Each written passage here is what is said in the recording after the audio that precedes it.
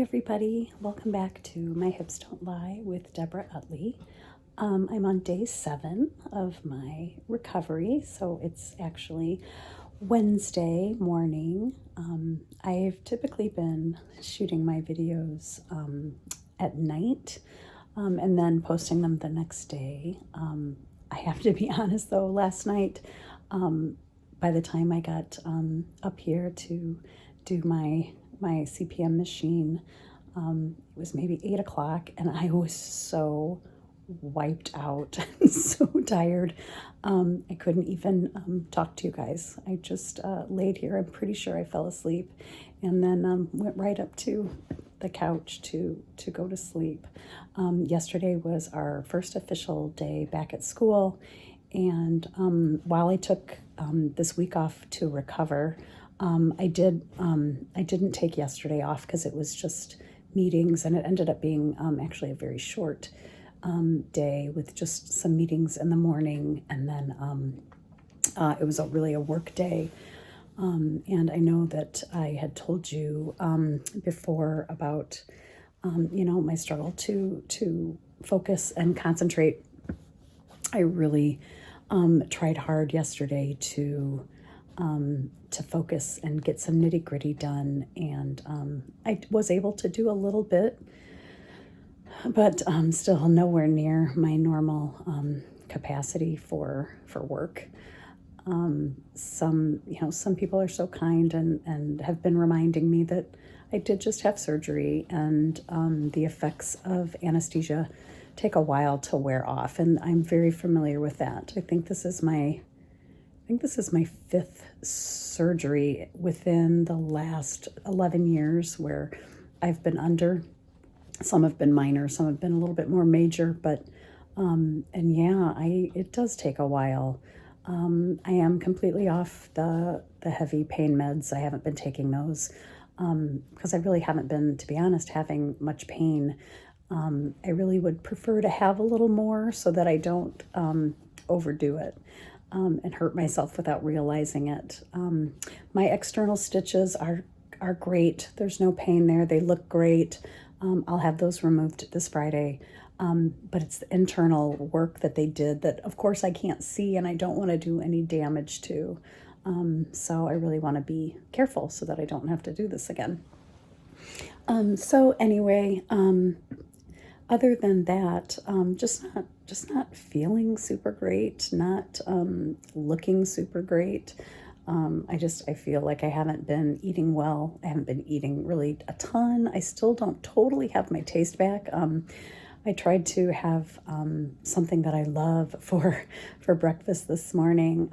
I highly recommend they're called Whenever bars, and they're gluten-free. I'm not gluten-free, but I tried these one time. I wanted to have something gluten-free in my office in case a kid ever needed, a snack or needed something just automatically. It was just gluten-free.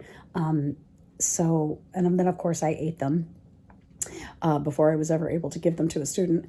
And they're awesome. They're so good. So Whenever bars, I highly recommend. I think it's like cranberry oat or cranberry almond or something like that. But anyway, they have a bunch of flavors. They have a chocolate. They're so yummy. Anyway, long story, really long. I love them. And I wanted to have one for breakfast today. And I was hungry because I hadn't eaten since, last night. I had some popcorn. That was about all I could really handle. And it didn't taste good. And I'm like, this is my favorite thing. Why doesn't it taste good? So I'm really hoping that that will come back. We are planning a yummy dinner tonight. We are going to dig into the turkey that Aunt Peg made for us. So that's on the agenda for tonight. So I'm really hoping by tonight my taste buds are a little better so I can taste that yummy turkey.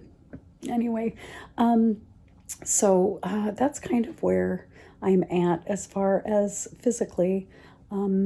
Emotionally, I'm a little overwhelmed trying to do some planning today and get my program ready to rock and roll for second semester and all of the performance things that we want to do and projects. And since we're still in this remote environment,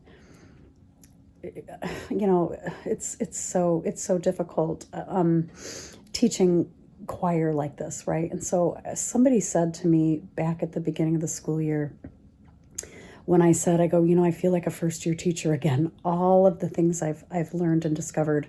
This is my 25th year as a high school choral educator. I would think I would know a few things by now. And all of the things that I know are crap this year, right? And he said, it's like flying the airplane while you're building it. And I was like, oh my God, that's genius. And that's kind of how I feel. We have no choice but to take off. But we have, but our whatever we're doing and taking off in is not fully structured. And I just know that, again, I haven't been the greatest in this environment. I've tried, and I know I've done some wonderful things. I'm not going to be totally hard on myself, and I've given my kids some great opportunities, but just, my communication with my staff and with the people that have helped me along the years do everything that we do. It's just, I know it hasn't been great, and so I just, I'm not feeling great about that today. So I just, not feeling like an awesome teacher. And I'm supposed to be taking this time off, right? And I think that many of you know, whether you're teachers or just, you can never really fully take your brain out of your career and of your job, right? It's constant. Your brain is constantly engaged in your job, whether you're on vacation, whether you're supposed to be recovering, you can't help it. Anyway, so that's where I'm at today. Not the greatest of days, but again, in perspective, I have so many blessings, and so don't think that I'm forgetting to count those. I certainly know all of them, but if I were to share all of those with you, it would be kind of a boring video today. So anyway, I want to thank you for your comments and your messages to me. I thought I would give you kind of the second chapter of what happened after I was taken out of my house of horrors, if you will, on that fateful day in March of 1984.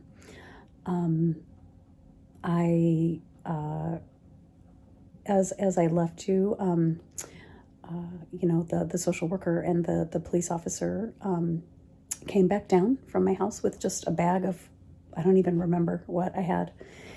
And we drove to my very first foster home. Over the next three and a half years, I would live with three different families. And my first family, I'm not going to share their names with you, but I'm actually still in contact with my very first foster family. They were absolutely wonderful, extremely loving people that were an absolute blessing to me at that time. I still get their Christmas card and Christmas letter every year.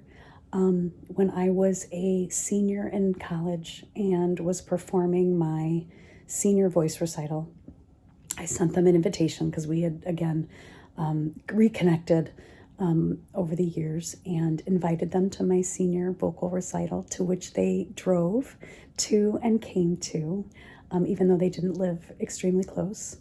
But they did live in the state at that time. And it was just such a beautiful kind of moment to be able to share with them, to let them know that they had such a profound effect on me, and would forever be in my heart. But it was very scary, that first night. I was driven there and basically just dropped off. You're just dropped off with complete strangers. But they were so inviting and so loving, and I remember we had somewhere to go. They had somewhere to go that night, so we had to go. And so it wasn't like, oh, come in and let's get acclimated. Let's meet everybody. Let's sit down. It was kind of like, okay, now we got to go. I think it was something for church. They were very, very active in their church, which again, to me at that time was a blessing to have that in my life and to have faith and to kind of become reacquainted with it. I was I was baptized Catholic, raised Catholic, went to Catholic school for my first 3 years of education. They were not Catholic, but still Christian and Baptist. And so it was very different and very powerful. It was a very powerful religious year, spiritual year for me as an 11-year-old. But so we had to go somewhere, and I remember kind of having to be by myself. My memory kind of, it feels like it was maybe a preschool or something like that. I felt like I was in some sort of like center or daycare center or something like that. And I was just kind of plopped in front of a TV, and it was, if you remember, those of you that are old enough, every year in March they aired The Wizard of Oz on network television. And so it was the night that The Wizard of Oz was on, and I usually would be at my grandma's house. For some reason, I just have lots of memories of watching it at my grandma's house. And this was before, like, my grandma didn't have a VCR or anything, or Beta or whatever was in existence in 84. So all I could ever watch was what was on TV. And so I just remember sitting in front of that TV at that random center, and they had The Wizard of Oz on. And so I will never forget that very, very first night, of this new part of my life. And, The Wizard of Oz, at least I had something that was a comfort, something that I knew, something that I loved, to kind of help me, distract me maybe from the crazy thoughts that were going on in my mind. So I'll share a little bit more on my time with that family in another video. But I wanted to tell some of you had asked. So that day that I was removed, like I said, that was the last day I ever lived in that house or lived with my mother and my stepfather. I have a faint memory of having to go to court. And I remember before court, I can't remember if I was at my grandma's house or if I was just with my grandma and my mom. And I remember my grandma kind of scolding me, to knock this off, to tell the truth, to basically, she didn't believe me. She didn't believe that this was happening. And she just thought I was lying and being a bad girl. So that was very difficult, right? And it's like, no, I'm sorry. Like, dude, I got out. I am staying out. You would have to, drag my bloody corpse back into that house. And so I don't remember, honestly, I don't remember having to speak. I don't think I was even in the courtroom. I think, if my memory serves me, and I have to be honest, it's fuzzy. I think I was just in the building, and I do know that my social worker was there. And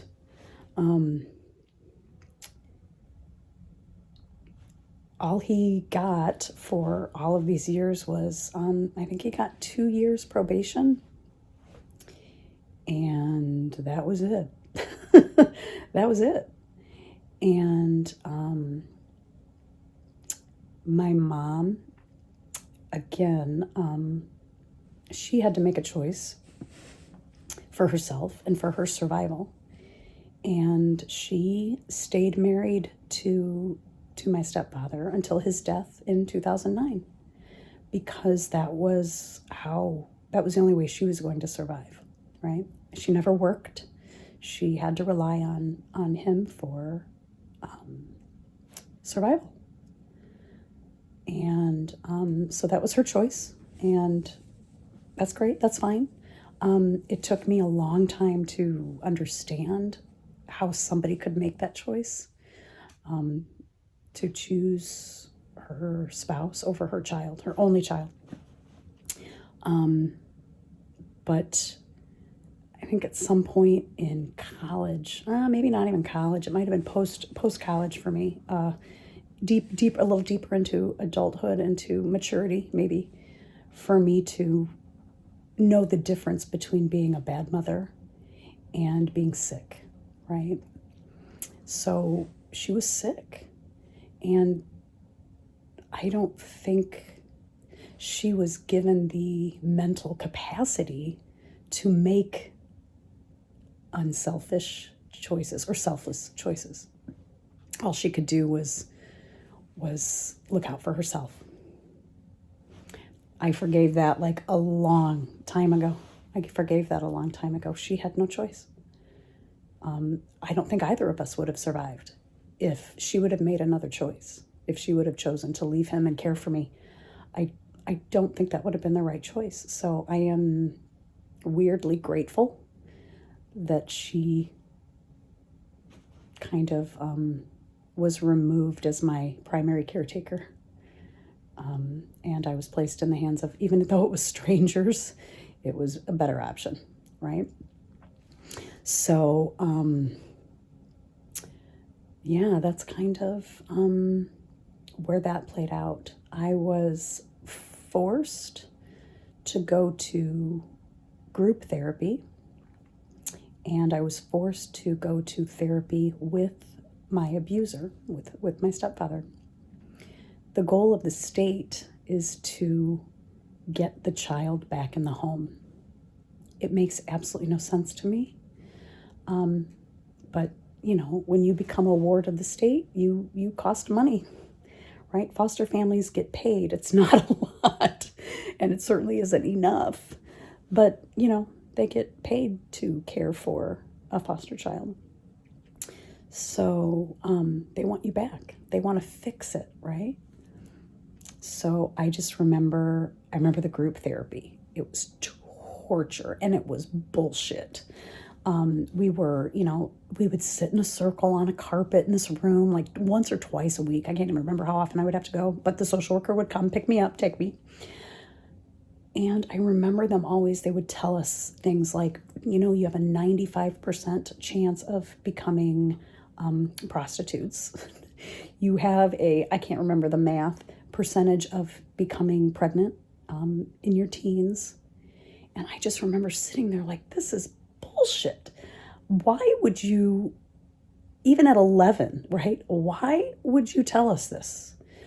This is all. I don't want to sit here and listen to somebody basically lay out my life for me in that way and tell me that I'm most likely going to become another one of these statistics. Fuck you, right?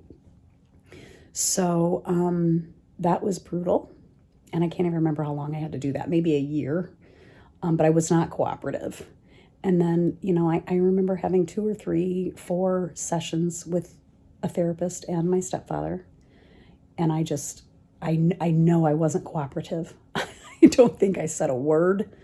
I was not going to hear it. I was going to do everything in my power to stay out of that house. And I didn't care if I was thrown in juvie. I didn't care if I was in like a correctional facility. I didn't care.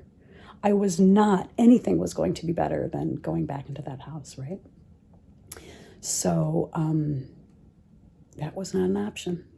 And I know that that's what they wanted, but they never got that from me. And I'm very proud of that that resilience and ability to resist being a people pleaser, to resist. I knew what they wanted from me, and I didn't care. I was not going to give it to them. And I remember, my grandma being mad, and I'm going to end with my thoughts on that. I can see how my grandma at the time would want that to be untrue, because that would absolve her from any guilt of not knowing it was happening and not realizing it, and not doing anything to help, right? I was very good at hiding it, at not, I think the only thing that was obvious, especially to like my aunt and uncle, was that my mom was a bad mom, right? But they had no way of knowing. They had no way of knowing. Nobody did. I really worked hard to keep that secret. And I just want to make sure that all those people out there know that there is no reason to even think or worry about how did we not know, and how, there's no way you could have. There's no way. So, yeah. So I want to thank you for joining me today and letting me kind of spend some time fixing my hip, and maybe, fixing my heart, and getting some of this out. And again, the whole purpose is to maybe help anybody out there that might be experiencing anything like any of this, right? I want to help you if you're going to have a hip surgery. I want to help you if you're going through brain fog or COVID fatigue. I want to help you, if it's deeper than that, or deeper issues than that. Or even for some of you, you're like, wow, that's a really entertaining story. What's next? I can't wait to share some more with you. So thanks for joining me today at My Hips Don't Lie with Debora Utley. And I hope to see you again soon. Thanks again for your comments and all of your love. And have an awesome, what's today? I don't even know what day it is anymore. Have a great Tuesday, and I'll see you next time. Love. Bye.